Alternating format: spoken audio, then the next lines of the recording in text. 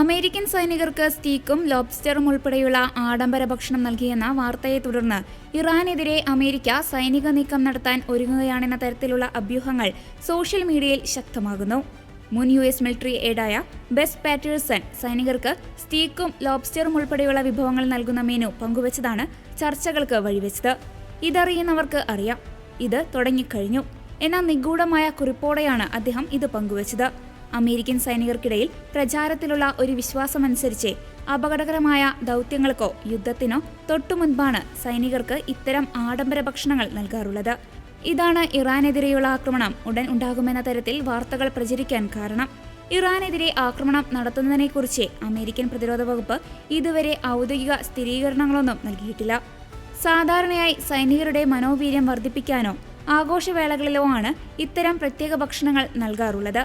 മേഖലയിൽ ഭൗമരാഷ്ട്രീയ സംഘർഷങ്ങൾ നിലനിൽക്കുന്ന സാഹചര്യത്തിൽ ഈ വാർത്ത ജനങ്ങൾക്കിടയിൽ വലിയ തോതിലുള്ള ആശങ്കയ്ക്കും ചർച്ചകൾക്കും കാരണമായിട്ടുണ്ട്.